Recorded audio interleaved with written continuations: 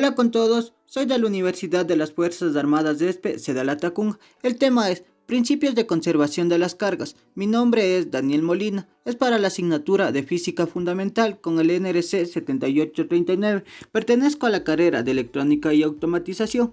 Primeramente se va a comenzar hablando de qué es la carga eléctrica. En sus tiempos Franklin pensaba que el fluido electrónico consistía en pequeñas partículas, y es lo que pensamos hasta el día de hoy. Es por ello que la palabra carga se puede utilizar en plural, cargas. Por ejemplo, solemos decir que la carga eléctrica se transfiere de un cuerpo a otro. La carga eléctrica es una propiedad física propia de algunas partículas subatómicas que se manifiesta mediante las fuerzas de atracción y repulsión entre ellas. La materia cargada eléctricamente es influida por los campos electromagnéticos, siendo a su vez generadora de ellas. Entonces, ¿de dónde viene la electricidad? Los protones dentro del núcleo del átomo y los electrones que forman la corteza cuentan con una carga eléctrica, en ambos casos es la misma, con la diferencia de que la carga de protones es positiva y la de los electrones es negativa. Esto produce una fuerza de atracción y de repulsión entre las partículas subatómicas. Siguiendo una ley de relación muy sencilla, las cargas de diferentes símbolos se atraen y las del mismo signo se repelen. Esto ocurre en el campo eléctrico, en el espacio alrededor de la carga eléctrica de la materia. En cambio, los neutrones no tienen carga eléctrica ni positiva ni negativa, por lo tanto, los neutrones no son atraídos ni repelidos por los protones ni los electrones. La carga eléctrica es una propiedad general de la materia y se mide en una unidad llamada coulomb. Como podemos observar en la imagen, nos da los datos de la masa y de la carga del protón, neutrón y el electrón, como se puede apreciar. Cuando las condiciones son propicias, al frotar dos objetos entre sí, estos adquieren una carga eléctrica, es decir, se van a electrizar. Para hablar del principio de conservación de las cargas, primeramente se debe saber qué son conservaciones de la carga, y nos dice, la resultante de la carga total es un proceso de transferencia de carga eléctrica entre cuerpos, permanecerá siempre constante, o bien, la variación de la carga total de un proceso de transferencia de cargas entre estos cuerpos es igual a cero. Matemáticamente se puede expresar mediante la ecuación donde nos da que Q va a ser igual a cero, donde Q es la carga total existente en el proceso de electrización. Una vez ya conocido qué son conservación de la carga, ahora sí, principios de conservación de las cargas. En cualquier proceso físico, la carga total de un sistema aislado se conserva. Se puede decir que la suma algebraica de cargas positivas y negativas que están presentes en cierto instante no van a variar. Según este principio, la cantidad total de energía de un sistema físico se mantiene invariable con el tiempo. No obstante, esta energía puede transformarse en otra energía, es decir, de una forma coloquial y usada por todos. La energía ni se crea ni se destruye, simplemente se va a transformar, como ya hemos dicho que sí se puede transformarse. Un ejemplo sería la transformación que ocurre en un calefactor, donde se transforma la energía eléctrica en energía calorífica. Otro ejemplo está presente en la naturaleza, es el ciclo del agua. Como podemos observar en la imagen, el agua va a sufrir numerosas transformaciones que va a pasar de un estado a otro.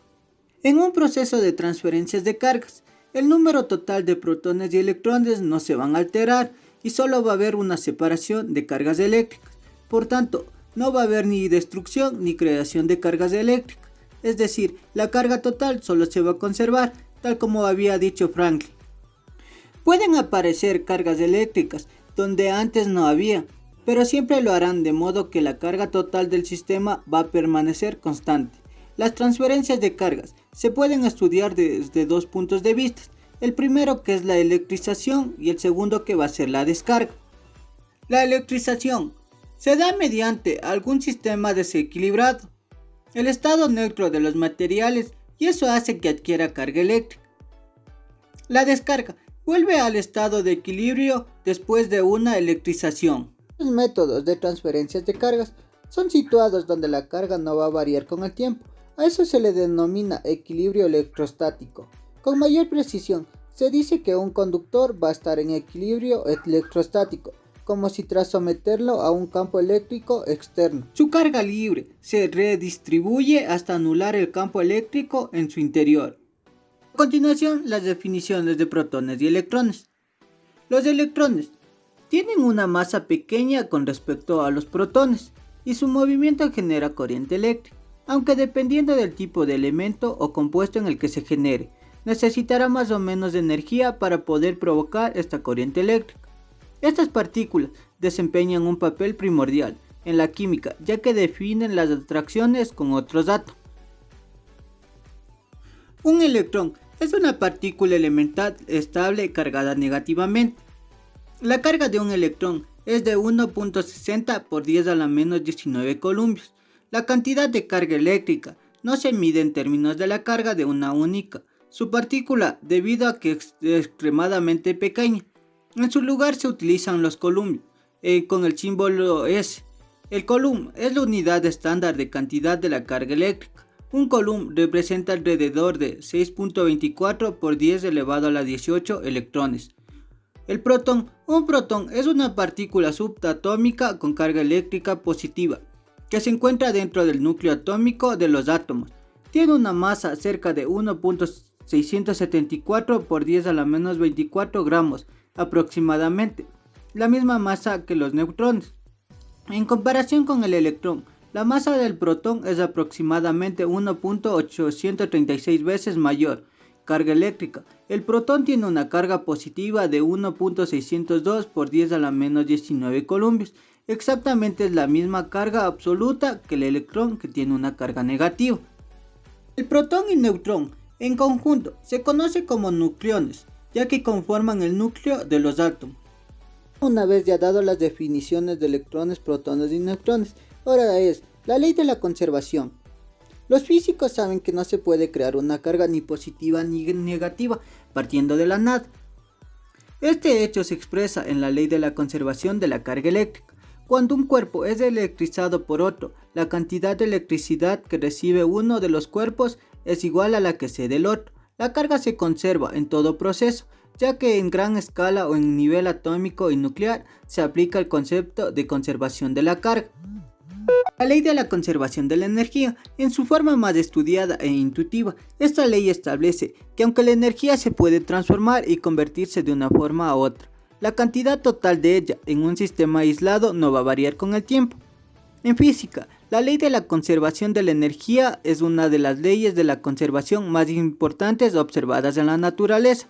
Sin embargo, en su sentido más general, no parece correcto hablar de la ley, ya que en física existen numerosas leyes relativas a la conservación de la materia y la energía. La conservación de la materia, energía mecánica, energía de la masa, la cantidad de movimiento o movimiento angular, carga eléctrica, etc. Enunciados de la conservación de la carga. Los electrones no se crean ni se destruyen, sino que simplemente se transfieren de un material a otro. El principio de conservación de la carga establece que no hay destrucción ni creación neta de carga eléctrica y afirma que en todo proceso electromagnético la carga total de un sistema aislado se va a conservar. Se presentan ecuaciones para resolver los ejercicios que serán planteados en los reactivos, donde tenemos que K va a ser una constante de proporcionalidad cuyo valor numérico depende del sistema de unidades, donde el calor específico es igual a 1.610 elevado a la menos 19 columpios, donde la K va a ser igual a 8.988 por 10 elevado a la novena, donde va a ser newtons por metros al cuadrado sobre columpios al cuadrado. Unidades del sistema internacional. La constante K se puede escribir por lo general como 1 sobre 4pi por E sub 0, con E sub 0 otra constante. Eso parece complicar las cosas, pero simplifica muchas fórmulas. E sub 0 es la permitividad eléctrica del vacío. Como se puede observar de la ecuación, E sub 0 también nos da un valor que es 8.854 por 10 a la menos 12, solo que es columpios al cuadrado sobre newton por metros al cuadrado. A continuación se presenta el reactivo. El enunciado dice: se deposita un exceso de electrones sobre una esfera de plomo con una masa de 8 gramos, de modo que su carga neta es de menos 3.2 ns. A. Halla el número de electrones en exceso en la esfera. B. ¿Cuántos electrones en exceso hay en cada átomo de plomo? El número atómico del plomo es 82 y su masa atómica es 207 gramos sobre mol.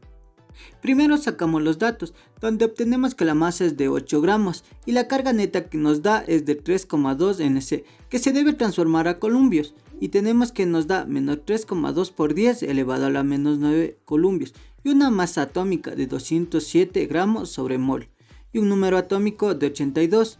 Y como ya explicamos anteriormente, el calor específico que nos da es de menos 1,6 por 10 a la menos 19 columpios. Se aplica en la ecuación del número de electrones, que es la carga neta sobre el calor específico, obteniendo que en el número de electrones nos va a dar 2 por 10 elevado a la décima. Para el caso B, el número del plomo que tenemos, que es 6,022 por 10 elevado a la 23, debemos transformar al número de plomo en exceso, y finalmente vamos a obtener que nos da 0,233 por 10 elevado a la 23. Ahora debemos dividir el número en exceso sobre el número del plomo, obteniendo el resultado de 8,58 por 10 elevado a la menos 13.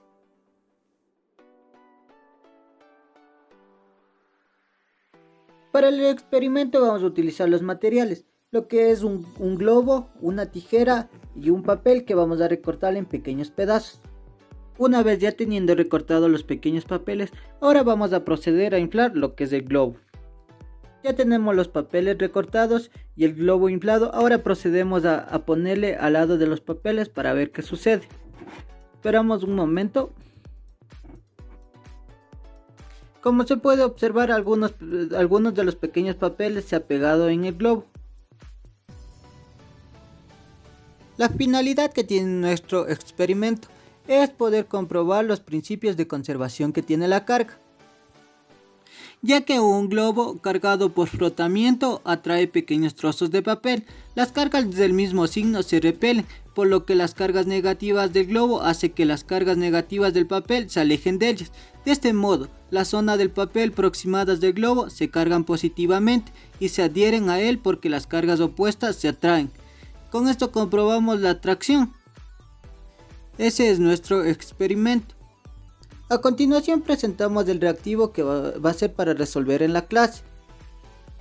Dos esferas pequeñas separadas por una distancia de 20 centímetros tienen cargas iguales. ¿Cuántos electrones en exceso hay en cada esfera si la magnitud de la fuerza de repulsión entre ellas es 4,57 por 10 elevado a la menos 21 newton?